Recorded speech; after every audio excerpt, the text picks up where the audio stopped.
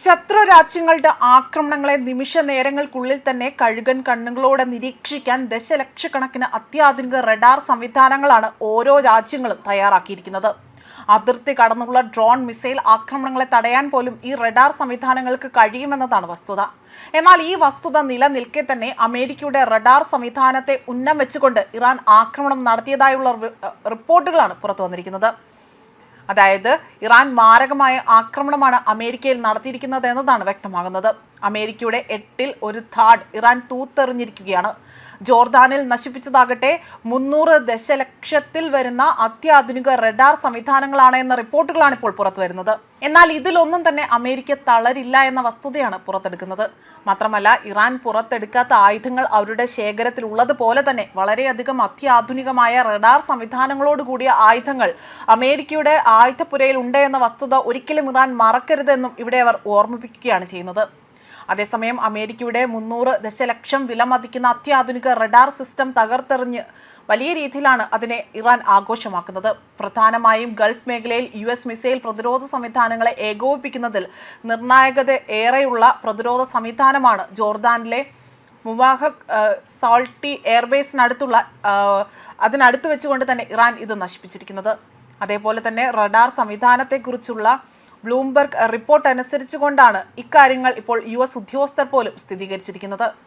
അത്യാധുനിക മിസൈൽ പ്രതിരോധ സംവിധാനമായ THAADിൻ്റെ അതിൻ്റെ ഭാഗമായി തന്നെ ഉള്ള റഡാർ സംവിധാനമാണ് ഇറാൻ സേന ഇപ്പോൾ അവിടെ വലിയ രീതിയിൽ തകർത്തെറിഞ്ഞിരിക്കുന്നതും. മാത്രമല്ല, ഇപ്പോൾ ബ്ലൂംബെർഗ് റിപ്പോർട്ട് പുറത്തുവിട്ട സാറ്റലൈറ്റ് ചിത്രങ്ങളാണ് ഇതുമായി ബന്ധപ്പെട്ട തെളിവായി തന്നെ പുറത്തുവിട്ടിരിക്കുന്നത്. ലോകമെമ്പാടുമായി തന്നെ അമേരിക്കയ്ക്ക് ആകെ 8 THAAD സംവിധാനങ്ങളാണ് നിലവിലുള്ളത്. അതിലൊന്നായ ഈ റഡാർ ഇത് നഷ്ടപ്പെട്ടതോടുകൂടി തന്നെ ഈ മേഖലയെ ലക്ഷ്യമാക്കി വരുന്ന ബാലിസ്റ്റിക് മിസൈലുകളെ പ്രതിരോധിക്കാനുള്ള അമേരിക്കയുടെ ശേഷി അതില്ലാതാക്കുകയാണ് ഇവരുടെ ലക്ഷ്യം.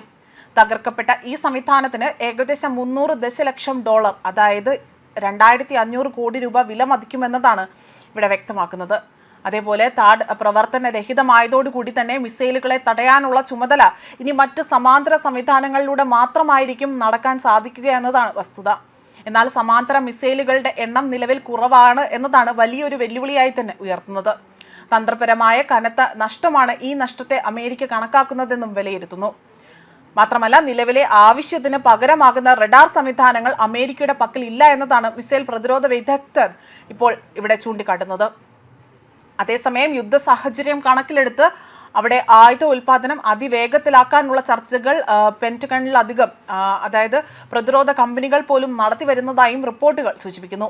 ഈ മേഖലയിലെ മിസൈൽ പ്രതിരോധം തകർത്തതായി തന്നെ വലിയ വിജയമായി തന്നെ ഇറാൻ കണക്കാക്കുകയാണ് ചെയ്യുന്നത്. അതുപോലെ ദക്ഷിണ കൊറിയ ഉൾപ്പെടെയുള്ള 8 THAAD യൂണിറ്റുകളാണ് അമേരിക്കയ്ക്കുള്ളതായി തന്നെ പറയപ്പെടുന്നതും. അതിൽ ഇത്തരത്തിൽ ഒരെണ്ണം മാത്രമാണ് ഇവർക്ക് നശിപ്പിക്കാൻ സാധിച്ചതെന്നും ഇതുമായി ബന്ധപ്പെട്ട വിവരങ്ങൾ നൽകിയതുകൊണ്ട് റിപ്പോർട്ടുകളായി തന്നെ പുറത്തു വന്നിരിക്കുകയാണ്. ന്യൂസ് ഡെസ്ക് കർമ്മ ന്യൂസ്.